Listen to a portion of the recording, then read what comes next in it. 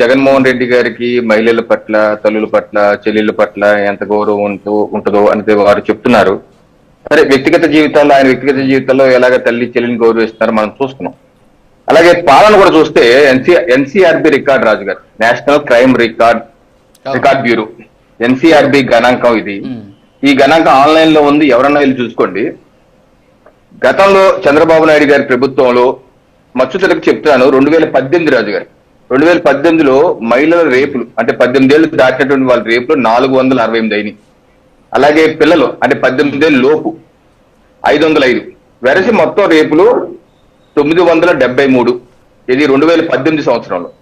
2022 జగన్మోహన్ రెడ్డి గారి హయాంలో మహిళల యొక్క రేపులు 627, పిల్లల యొక్క రేపులు 1204, రెండు కలిపితే 1831.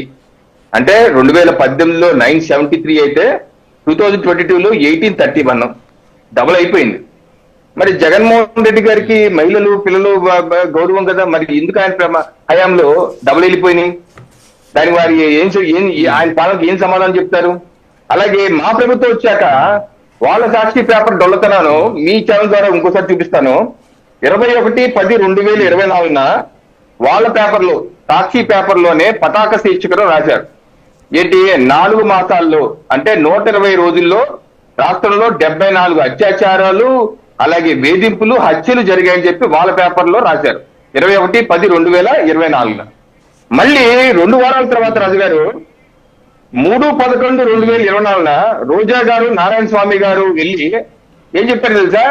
130 రోజుల్లో 130 అత్యాచారాలు, వేధింపులు, హత్యలు జరిగాయి. అంటే 10 రోజుల క్రితం పేపర్లోనేమో 74 అంటారు, 10 రోజుల తర్వాత వచ్చేసి ఆ సంఖ్య మళ్ళీ డబుల్ అయిపోయింది.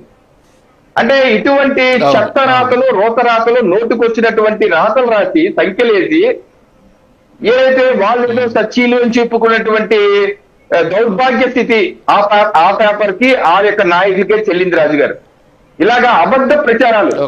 ఒక పక్క మా ప్రభుత్వ హయాంలో ఈ సంవత్సరం మాసంలో గతంలో జగన్మోహన్ రెడ్డి గారు చేసిన దాని మీద ఎన్ని తగ్గి అత్యాచారాలు, ఎన్ని చాలా దారుణ విషయం రాజు గారు. అత్యాచారాలు కాదు, మహిళల హత్యలు కావచ్చు, అత్యంత దారుణం, జుగుప్సాకరం, అటువంటి వాళ్ళు శిక్ష పడవలసిందే.